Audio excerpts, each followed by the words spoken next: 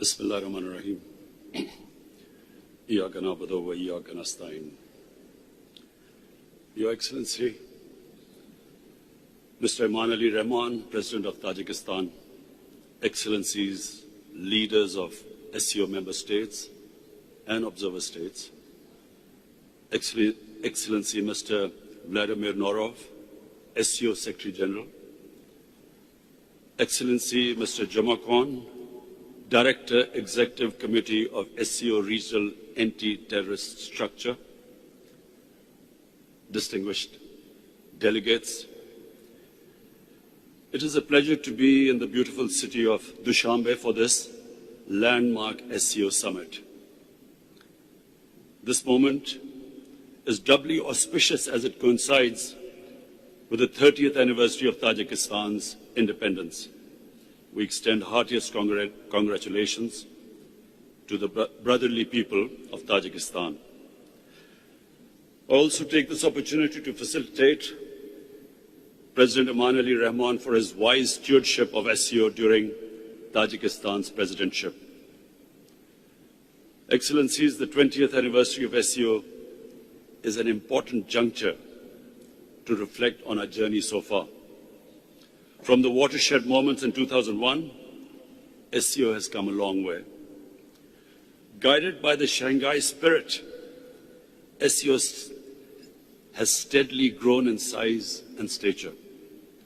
Today, SCO cumulatively represents 44% of the world population, 25% of the global landmass, and 20% of the global GDP. Impressive progress has been made in strengthening SCO normative and institutional basis and in developing practical cooperation on SCO's twin planks of security and socio-economic development. While SCO has done well to respond to old and new challenges, the increasingly complex global environment and geopolitical tensions would test our resolve in the times ahead. For our part, we must resist any drift towards bloc politics and stress that peaceful coexistence and cooperation, not confrontation, should be the main drivers of global politics. Excellencies, the COVID-19 pandemic afflicted the world in unprecedented ways. In sheer human suffering, the cost just cannot be calculated. A staggering 4.6 million people have lost their lives. 223 million people have been infected. While the public health systems were overwhelmed, economies worldwide faced downturn and recession. And most of all, the poor were hit the hardest everywhere, whether living in the impoverished south or the affluent north. For the first time in 20 years, the world saw a rise in absolute poverty. We in Pakistan adopted a collaborated strategy of smart lockdowns with simultaneous focus on saving lives, securing livelihoods, and stimulating the economy. A very difficult road to navigate. Our social protection program, which was called Asas, Compassion, helped millions of families to survive. I also launched a global initiative for debt relief to help create fiscal space for developing countries, to mitigate the negative effects of the pandemic and achieve sustainable development. The advent of COVID vaccine in a relative short time is a miracle of science. We believe science should continue to guide the world's efforts as it combats the pandemic. Attempts to politicize the question of virus origin should be avoided, as it is divisive at a time when the world needs to unite. The vaccine should also be available to everyone on equitable basis as a global public good. Excellencies, climate change is another existential threat that our planet faces. Mitigating its effects is rightly commanding the highest priority on global agenda. Pakistan's contribution to global emissions is negligible, yet we are amongst the 10 most vulnerable countries to negative effects of climate change. My government, I'm proud to say we've initiated a flagship program of planting 10 billion trees. Our initiative for Clean and Green Pakistan not only aims to protect nature and restore ecosystems, but also expand ecotourism and create thousands of new jobs for our youth. We're also committed to shifting our energy mix towards a clean and low carbon trajectory and are projecting 60% of our energy to be clean by 2030. We continue to work with the international community towards comprehensive implementation of Paris Agreement and mobilization of enhanced international climate finance to achieve our shared objectives. Excellencies, as the world marked the 20th anniversary of 9/11 attacks, we are all reminded that despite international community's earnest efforts, the threats posed by terrorism still persist.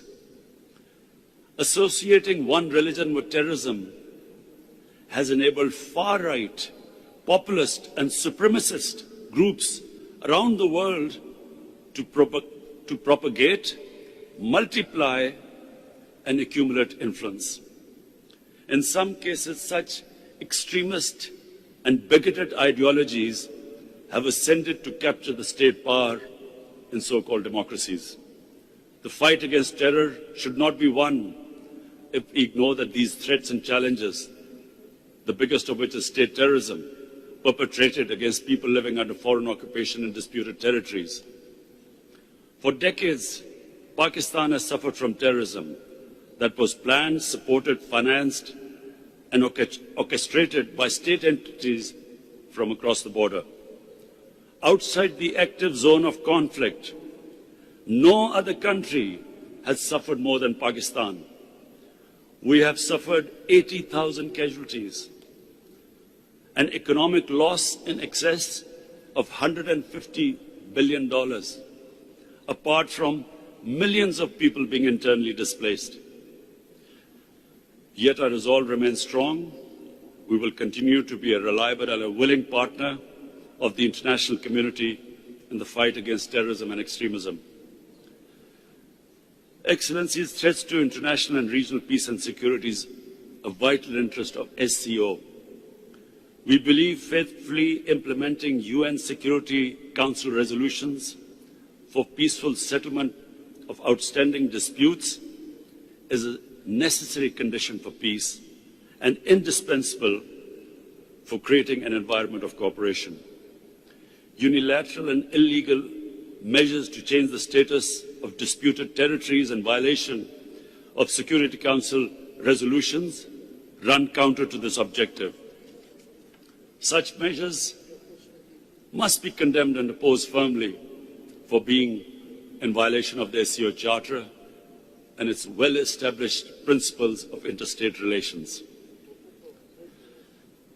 Excellency, most significantly, Afghanistan is rightfully the focus of our attention in view of the recent developments. The sudden change of the previous regime, which took everyone by complete surprise, the takeover by Taliban, and the full withdrawal of foreign forces has established a new reality in Afghanistan. That all this happened without bloodshed, without civil war, without mass exodus of refugees, should be a matter of relief to all of us. We in Pakistan were fearing a bloodbath like it happened after the Soviets exited from Afghanistan in 1989. It is now in the international community's collective interest to ensure that there is no renewed conflict in Afghanistan and the security situation is stabilized. Equally urgent priorities are to prevent a humanitarian crisis and an economic meltdown. We must remember that the previous Afghanistan government survived on 75% of foreign aid. With the removal of foreign aid, there is a danger of economic collapse. And this is the time to stand with the people of Afghanistan. We commend the UN Secretary General and UN agencies for leading from the front in mobilizing international support for the immediately needed humanitarian assistance. Apart from helping in the international evacuation efforts, Pakistan has extended all possible support and provision and facilitation of humanitarian relief. Going forward, we believe positive engagement of the international community with Afghanistan is extremely important. This is a rare opportunity to finally end 40 years of war in Afghanistan. This moment should not be squandered. It would be unwise at this critical juncture to spread negativity or indulge in mischievous propaganda, as some spoilers sought to do. This will only serve to undermine the prospects of peace to the detriment of the Afghan people. For their part, the Taliban must fulfill the pledges they have made, and most of all, for an inclusive political structure where all ethnic groups, all sects of Afghanistan are represented. And this is vital for peace and stability. Apart from that, the human rights of all Afghans should be protected, and they should ensure that Afghanistan is never again a safe haven for terrorists.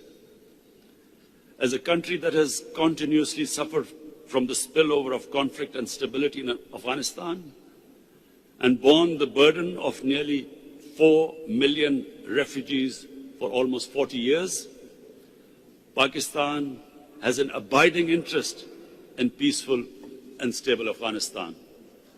We will continue to support a stable and prosperous Afghanistan, and we must all realize that the history of Afghanistan suggests that the people of Afghanistan fiercely protect their sovereignty. Afghanistan is one country that cannot be controlled from outside. Excellencies, sustainable peace and stability in Afghanistan will also help us realize our vision of an interconnected, prosperous, and economically vibrant region. In Pakistan, we have shifted our focus from geopolitics to geoeconomics. Our new economic security paradigm has 3 central pillars: peace, development partnerships, and connectivity. Pakistan's geostrategic location as a natural bridge connecting Central Asia with South Asia finds its manifestation through the platform of SCO. Pakistan offers the shortest route to the sea for many of our partners in Central Asia. I commend the initiative by the President of Uzbekistan to host the International Conference on Central Asia, South Asia connectivity in Tashkent last July. There is no doubt that the web of rail, road, and sea and air links across the SCO region will usher in a new era of enhanced trade, energy flows, and people-to-people exchanges. This hard and soft connectivity will contribute significantly to progress and peace in the region and beyond. These trans-regional linkages will be reinforced by the China-Pakistan Economic Corridor, the flagship project of BRI, which is making steady progress. Excellencies, as we commemorate the milestone 20th SCO Summit, I propose 5-point way forward. 1. We must reaffirm our complete support for effective multilateralism and the principles of the UN Charter, including equality and sovereignty of states, respect for territorial integrity, non-aggression, non-use or threat of force, and people's right for self-determination. 2. We must strengthen our collective endeavors to mitigate the adverse economic impact of COVID-19 pandemic, including through the SCO joint advisory measures. 3. We must chart out a coordinated SCO approach towards stabilizing the situation in Afghanistan, including through enhanced engagement to address our common concerns and safeguard our shared interests, steps to provide humanitarian support and ensure economic stability, and measures to enable Afghanistan to become a reliable partner in peace and prosperity. 4. We must advance the agenda of regional connectivity. In this regard, taking the process forward, Pakistan would like to host a conference on the theme Transport connectivity for regional prosperity. Transport connectivity for regional prosperity. And 5, we must, recognizing the immense potential of our youth, explore all possible avenues for their increased interface and empowerment. Pakistan would like to host a conference on youth empowerment through digital economy. Excellencies, before concluding, I take the opportunity to congratulate my brother Raisi, President Raisi, as Iran embarks upon the process of admission to the SCO. I also congratulate brothers from Saudi Arabia, Egypt, and Qatar on joining as new dialogue partners. I also thank Secretary General Norov on successful completion of his term and welcome Ambassador Meng as the new Secretary General.